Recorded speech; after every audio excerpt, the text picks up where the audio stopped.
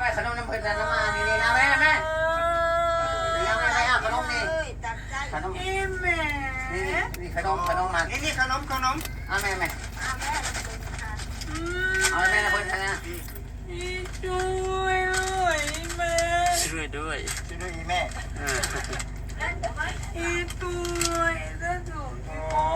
น้ำไรนั่นเขาจะทำยางานยาลูกปุ๊กกระดานเท่งมั้งพอชิบอกให้พังมาแต่เวียงแล้วบัดนี้ไปขายเครื่องเนาะไปขายเครื่องน้ำเจ๊ใหญ่ขนาดไปขายเครื่องบัดนี้หลังจากโลกมาถูกเก้าพัวบัดนี้เอาพัวกระแตกดองแล้วมึงมางะไปเลยได้หลังจากมันเป็นอะไรเราคิดเลยมึงมางะไปเลยลูกชาวนะบ่ลูกชาวหันคอยว่าที่นี่สุกชัยว่าเรื่องตัวนี้มันยาเลยตัวนี้ชี้ว่าคอยคิดในใจคอยน้ำมาคืนยาเลยตัวนี้ก็เป็นโรคนี่นะเนาะแม่นแต่ว่าอาการของเรานี่สินักกว่าน้องมะนาวได้นักใช้เจ้าตัวเพิ่นเด้น้องตุ้ยบ่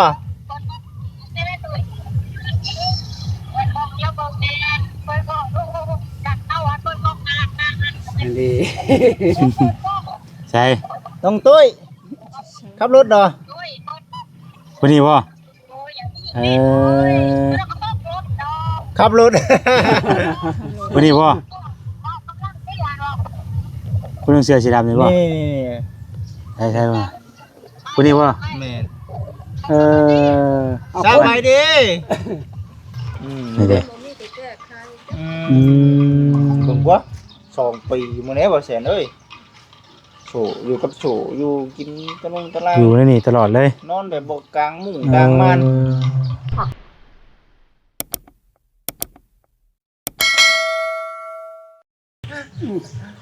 บ้านนั้นอยากว่าได้นั่นจะพูดโอ้เชียเงินลายแล้ว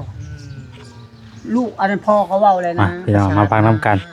บ่แซ่ยังบ่ฮู้เรื่องราวหยังเนาะบ่ฮู้เรื่องราวเอาเว้าสู่ทั้งบ่แสนฟังสบายดีเด้อถูกบาดนี้หันมันเป็นอันนี้ดูเอาอันนั้นเพาะเว้าเลยตั้งแต่กุ๊กจะเห็นให้บ่แสนเพิ่นพังแต่ตะบิดพอสิเว้าให้พังมาแต่เวียงแล้วบาดนี้ไปขายเครื่องเนาะไปขายเครื่องน้ำเจ๊ใหญ่ขนาดไปขายเครื่องบาดนี้หลังจากโลกมาถูกเก้าพัวบาดนี้เอาพัวกระแตกดองแล้วมึงมางะไปเลยได้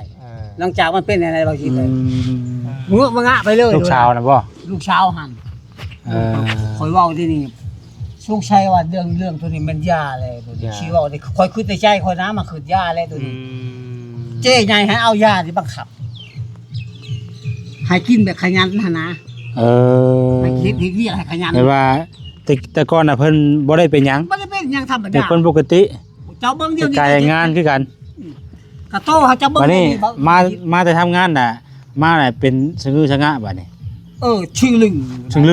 บัดนี้ชื่อลึงยันว่าตอนเพิ่นไปเฮ็ดงานน่ะเพิ่นเอายาให้กินเนาะยาให้กินยาบ่เพิ่นเฮ็ดงานจังก่อนพี่อยู่ยังจันทน์พุ่นจักการยัง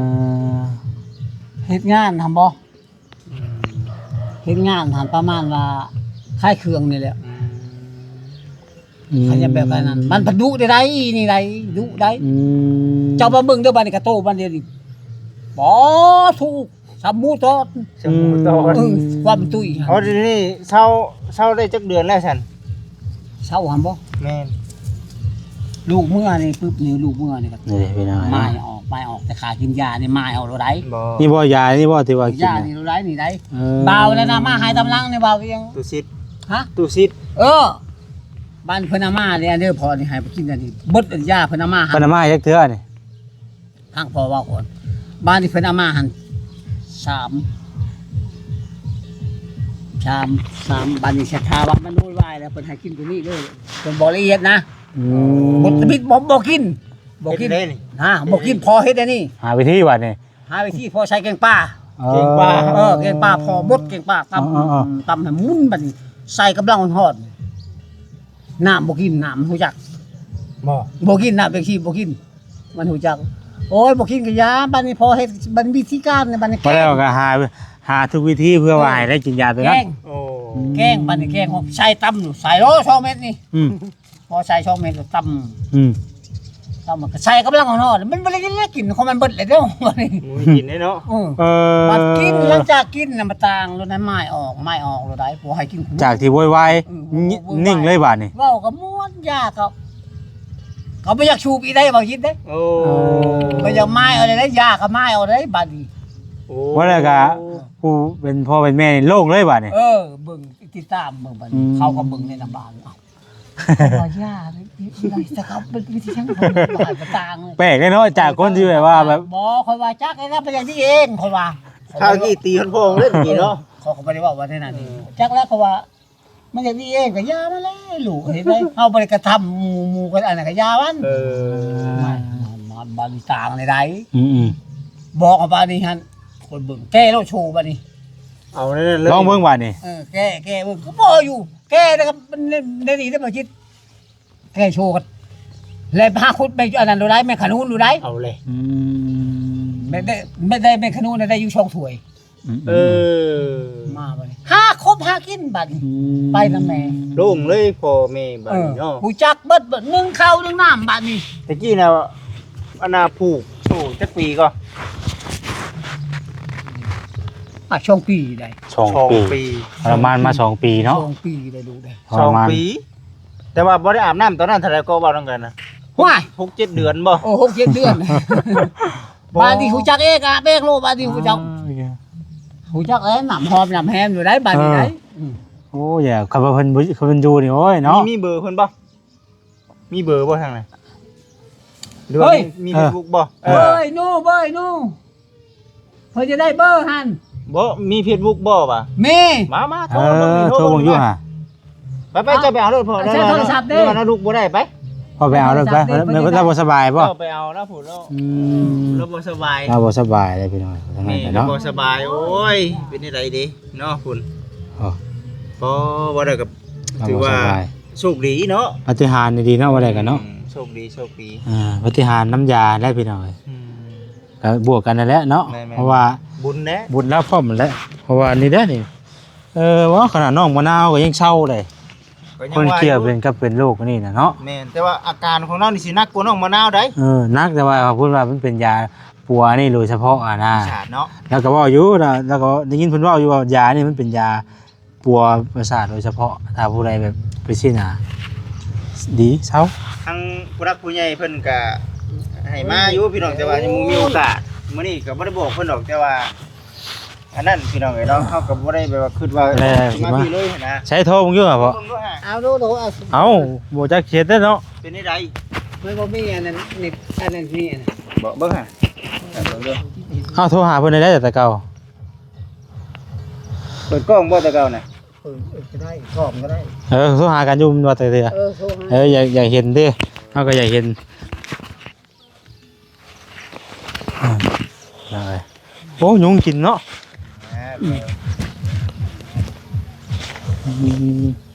เด็กชักยาเขาบ่มีเงินชักยาแม่ โอ้ย สักยาบ่ โคตรดีอยู่ เฮ้ยเนาะยังบ่ทันใครบ่เดี๋ยวนี้น่ะ น้องอ้วนเด้อยังบ่ทันหาเงินมาให้บ่น้องอ้วนไปหาเงินนี่ หากระไปนี่นะ แล้วกินยาได้แล้วบ่กินยาได้กินยามันจะมันเบิกโรคเนาะ พอกับใครคือกันนะกูคือว่านี่ดูว่าเป็นน้ำชานกระตาเนี่ยบ่ ฮะเป็นเกี่ยวกับหยังกับสารกระตา เป็นหยัง ปวดปึ๊ดอันนี้เลย โอ้เฮานั่งเด้เฮานั่งก้มเด้ นี่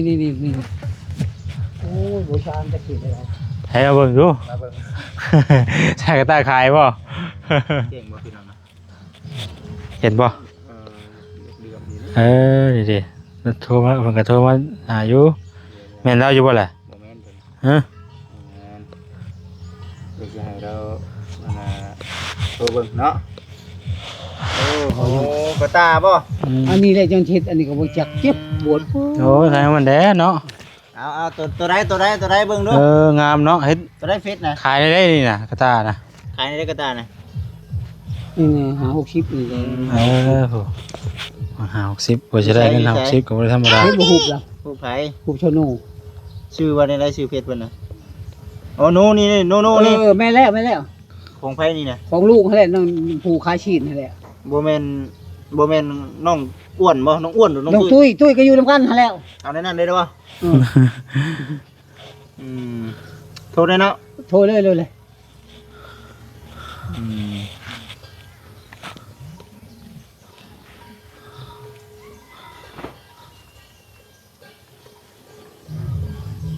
อืม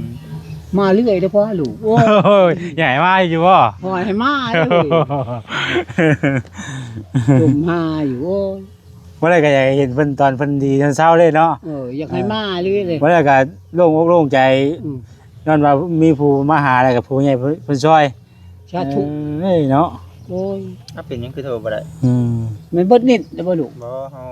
เชื่อมไฟฟ้าให้อยู่ บ่แห้งจ้ะ บ่คุณอยู่ในสายอยู่แล้วโปรดลองใหม่อีกข้างภายหลัง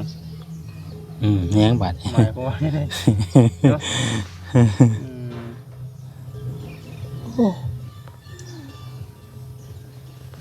อัปเดตไปจ้ะ บ่มาเทนาจากชีชานให้ผู้ละหน่วย อ๋อ สิให้อันนั้นให้ชีได้น้อย อ่า พอดีอันนั้นเอารอบ ตัวนี้มีผู้จองแล้วบ่พุ่นนี่ ฮะ มีผู้จองแล้วบ่ตัวนี้ บ่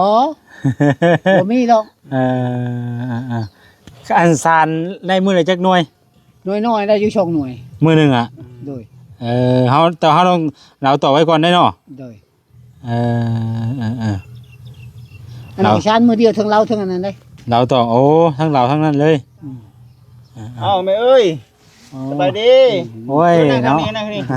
นี่ล่ะเบิ่งนี่ บ่สบายก็ยังได้ลุกขึ้นมาอยู่ เพื่อย่างก็สิลมเลย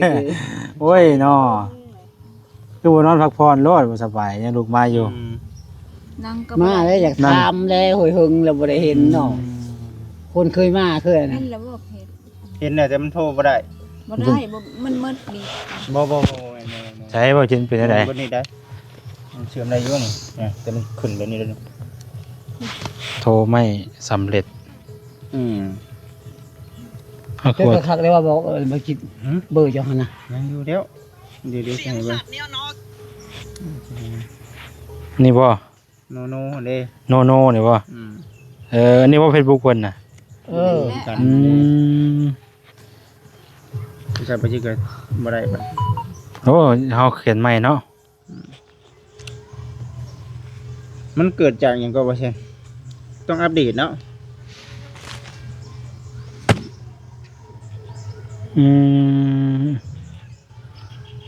แล้วก็ต้องเครือข่ายเด้มันบอกว่าเครือข่าย เชื่อมเลยเชื่อมไฟฟ้าเลยเด้ เต็มละ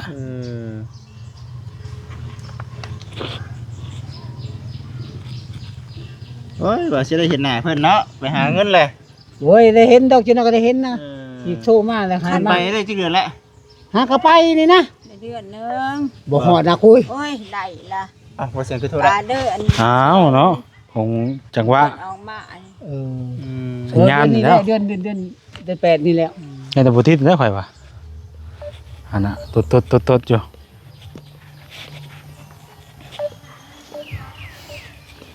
บ่เป็นหยังบางเทื่อมันตดกับบางเทื่อมันได้ก็มี ต่อนาทีนึงเนาะบ่เสียง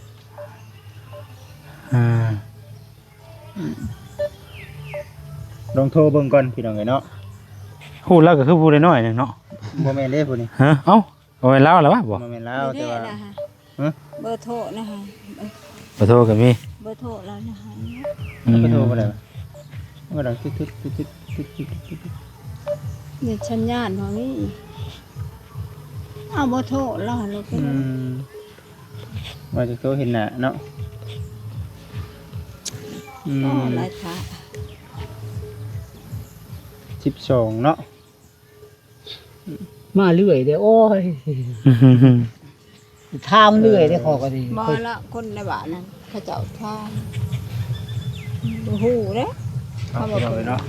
อันนึงรู้สึกว่าสัญญาณเนาะบ่เสียเนาะ คิดเลยบ่ นี่เด้อ อืม เป็นว่าบ่ได้ก็ครับ นะได้เยอะแล้ว เจ๊ เอาได้เลย อันนี้อีกทีเด้อ เอ้าไม่ FC FC มาหาได้บ่นี่ใช่คือเปิดกล้องให้เจ้าน่ะ ใช้เจ้าตัวเพิ่นเด้น้องตุ้ยบ่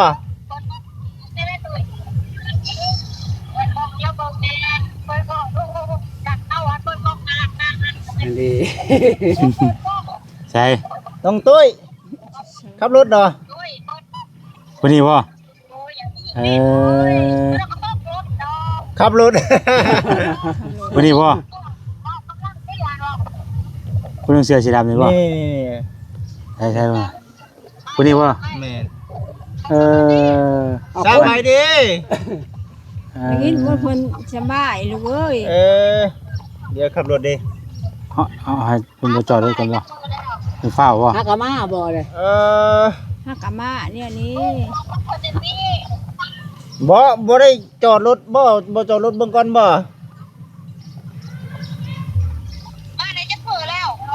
ชื่ออยู่บ่ชื่ออยู่บ่จักเพิ่นบ่ นี่จักชื่ออยู่บ่ชื่อข่อยอยู่บ่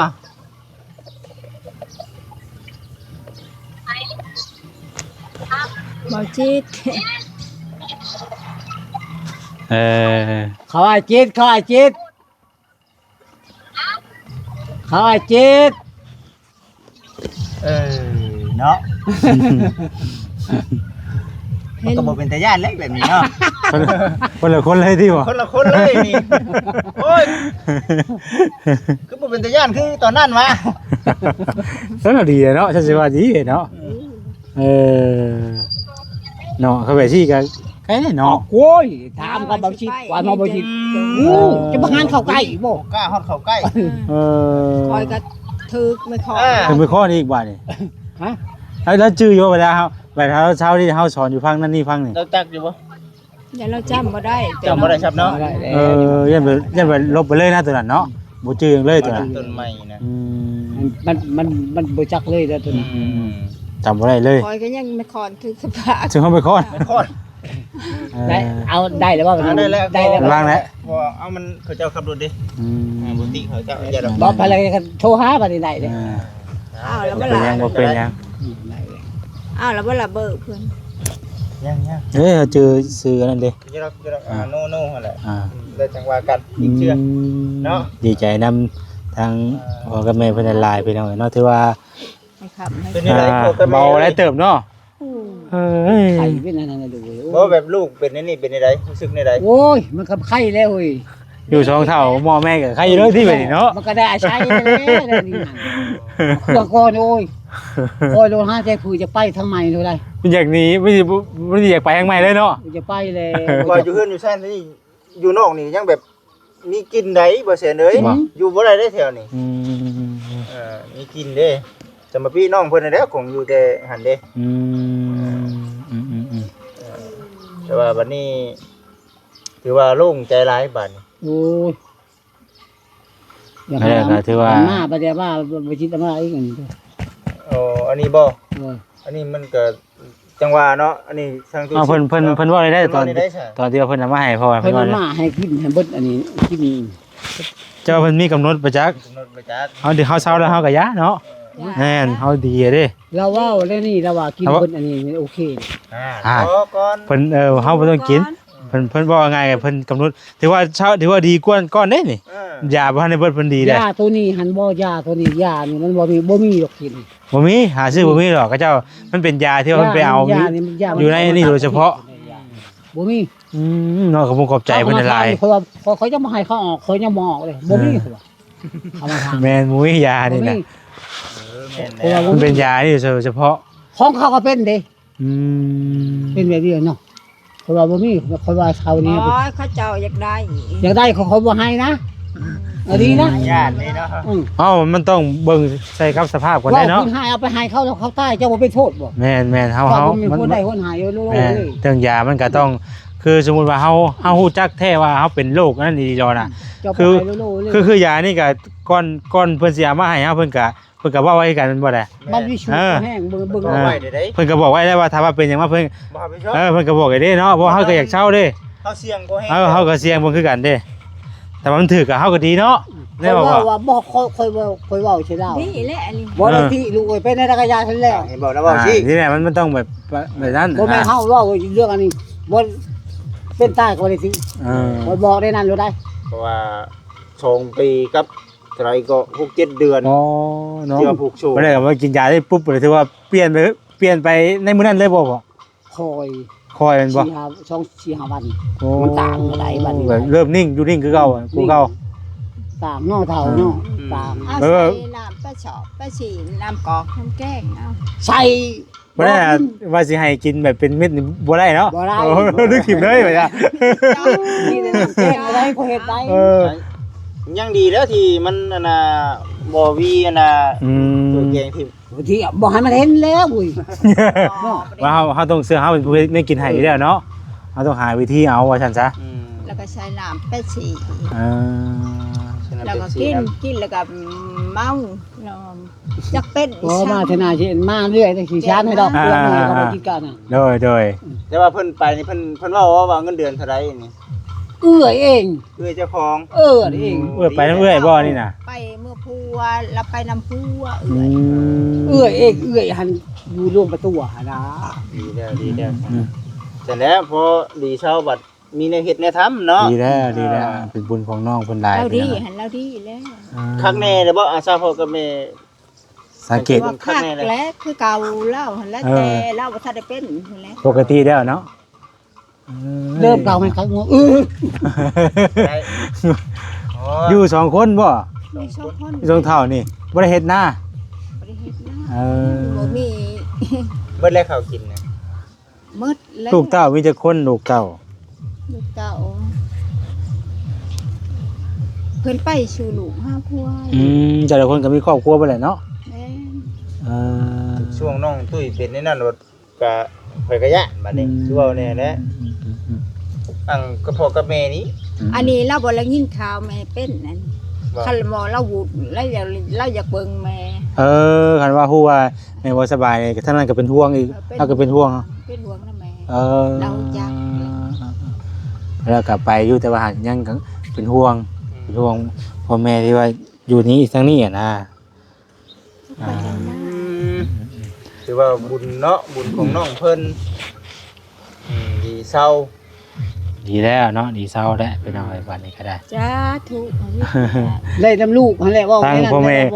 จนว่าจนจักแนวสิเฮ็ดเนาะ ต้องมุ่งกับใจทั้งในบ้านเพิ่นได้ในบ้านเพิ่นพามา ในบ้านแล้วก็ผู้ใหญ่ แม่กับผู้ใหญ่ ผู้ที่ว่าผู้เต้นแล่นเรื่องนี่แหละพี่น้องแล้วก็ทุกคนนั่นแหละเนาะก็สิว่าแล้วกันเพราะว่าจุดเริ่มต้นนี่ดีกะเอามาถ่ายเพิ่นสิได้เนาะในบ้าน ไปหาในบ้านตะบิดน่ะพี่น้องในบ้านเพิ่นกระบาบพามา อยากให้ลูกให้โอกาสมาโอกาสได้หนึ่งนะ คันว่า ให้ลูกหันมาแล้วบ้านนี้ให้พออยู่ดีมีแห้งก่อนแล้วสิโทรหาลูกอยู่พุ่นแล้วสิเอาชีนมานะ โอ้สิ้นหยัง ชีนข้วยนี่แหละ โอ้แล้วว่าเป็นแต่จังมาเด้ว่าแท้ บ่ให้ลูกให้พากมาแล้วให้ลูกมาเพิ่นเมื่อนั้นมาบักกินก่อนจะได้จังนี้ให้ลูกอันนั้น เราดีใจเราความดีใจของเรา จิตใจเราเยอะมากนะเรื่องนี้ ก็ดีใจเอ้าน้องบุตรีแล้วแบบว่าเห็นสภาพไปสิมา2 ปีเดี๋ยวมันเมื่อยใจแล้วมันคิดอุกอังมาแล้ววันนี้ ว่ามันเป็นสภาพนั้นได้นำลูก ดีนำลูกว่าในนั้นเชียเฮาบ่ได้พามาเราจะให้ลูกหันมาแล้วเบอร์จดให้ครั้งแน่บ่เบอร์มันฉันบ่ได้บ่จริงกับบ่นี่ อ๋อได้ ส่งเบอร์ เคยเห็นอยู่บ่นี่เคยเห็นข่อยบ่ บ่เคยเห็น เลยเด้นี่ครั้งแรกเหมือนกัน เห็นแต่นั้นภาพ เป็นในภาพนี่แหละทางทีมงาน เห็นในภาพอันนี้ เบาไปจัง อันนี้บ่แซนเด้อนี่เด้ออันนี้บ่แซน บ่เบาไปจังทีมงานอยู่ได้บ่เนี่ย อันนี้แหละ บ่แม่น เห็นในภาพ ในภาพเห็นได้ป่ะ อันนั้น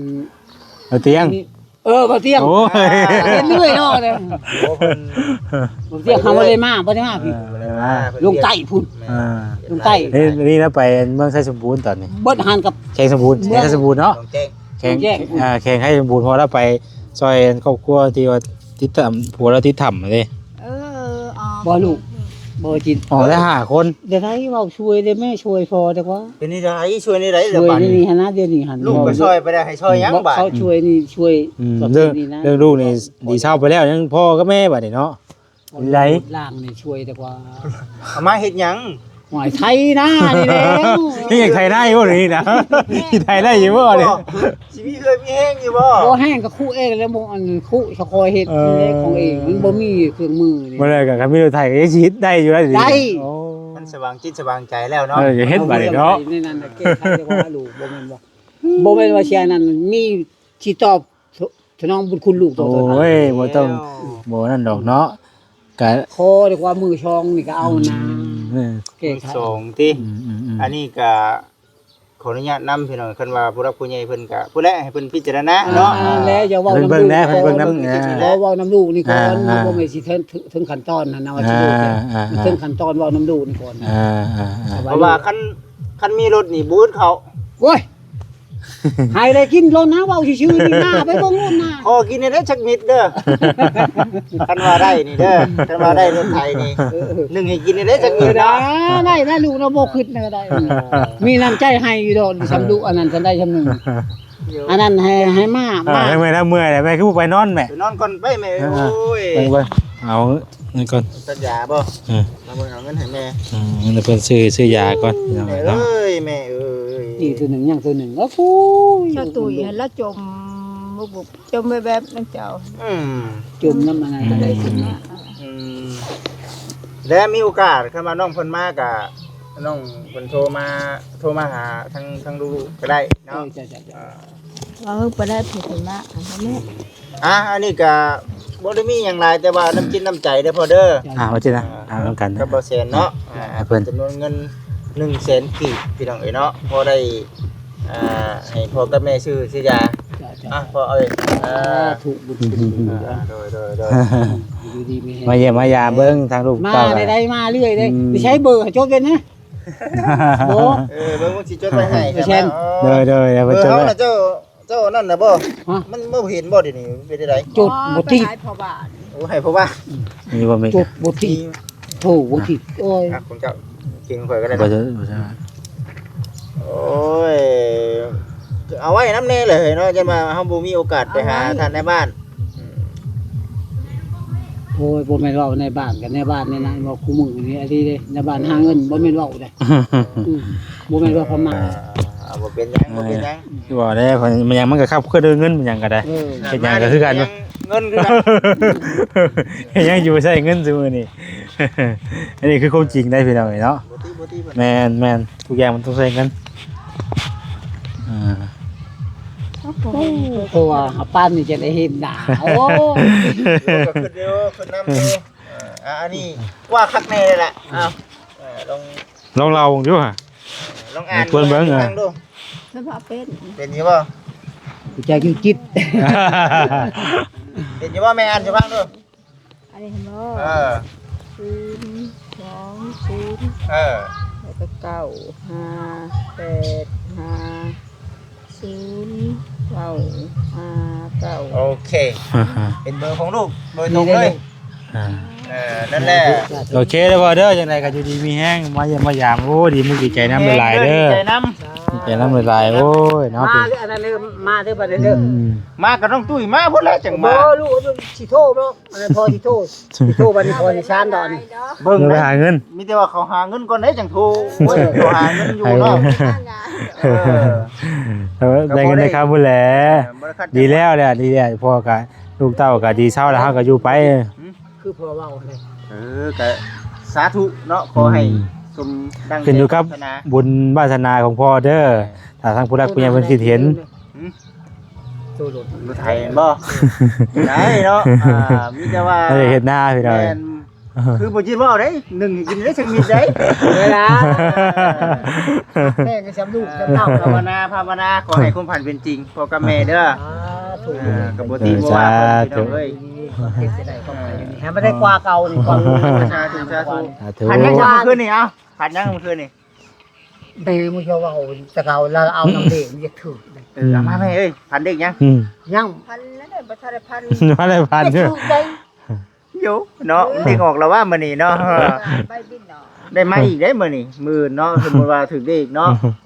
มันบ่อยากเป็นนันเหล็กเด็ด อืม บัดหอดเหล็กเด็ดมันก็สิอยู่ เออ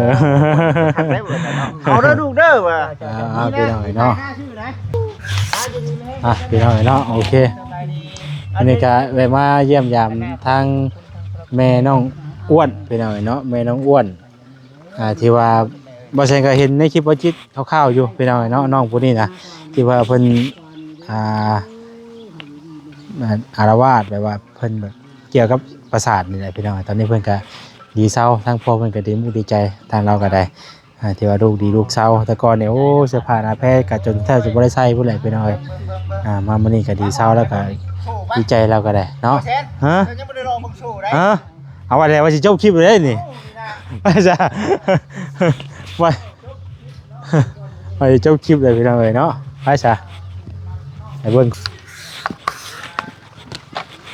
เห็นแต่พื้นที่เก่าห้อยเก่าเนาะนี่ดิ บ่นอนดิบ่เสียนี่บ่ โอ้ตรงนี้เลยบ่นะ เพลงเพิ่นบ่นั่นเลยบ่เรียกว่าเพลง นี่บ่ปลูกไว้เพิ่นไว้นะ จับดูครับจับให้ชูๆขึ้นดู นี่ดิ บ่มีแต่แก้ไข เบิ่งว่า2 ปีมื้อนี้บ่แสนเอ้ยโฉอยู่กับโฉอยู่กินตะลงตะลาง อยู่ในนี่ตลอดเลย นอนแบบบ่กลางมุ้งกลางม่าน ไปปูเป็นเพียงนะ บ่ได้นอนอยู่นี่เลยกินอยู่นี่ บ่ได้เจ็บเป็นนุ่นเนาะ แต่ว่าเราก็คนแข็งแรงอยู่แต่ว่ามันเกี่ยวกับประสาทเนาะมึงก็ แต่ก่อนอยู่นี่ที่บ่จิต อ ติ ยู่นี่แหละเห็นบ่ตอนนั้นก็อยู่นี้อันนี้ได้โฉที่ว่าปลูกน้องเพิ่นไว้นั่นพี่น้องเอ้ยเนาะที่ว่า อยู่นี่เลยตะกี้เนาะ ของเพิ่นบัดนี้เนาะพ่อกับแม่ก็อยู่นี่บัดนี้โอ้โหได้เฮ็ดใหม่เนาะ หมอนี่ไปทางไหนเนาะจะได้คลิปค่อยก็ได้โอเคเข้ามา โอเคพ่อกับแม่เอ้ยดีใจน้ำดีใจน้ำหลาย ดีแล้วดีใจน้ำเพิ่นดีเพิ่นเศร้าได้ก็ได้ ดีเป็นเช้าแล้วจะหาซื้อยามากินได้ไหมเอ้ย อย่ากลับป้าก่อนบัดนี้เดี๋ยวเพื่อนชาติเพิ่นกับพี่น้องเลยเนาะตั้งแต่พอเพิ่นค่ะชานนี่ขายแล้วกันเนาะชานกระต้าขายก็ได้ซื้ออยู่ซื้อกินแล้วก็ได้ไปใส่ขอตัวไปก่อนพี่น้องเนาะอยู่ดีมีแห้งเบิดสู่คนเด้อพี่น้องเด้อสบายดี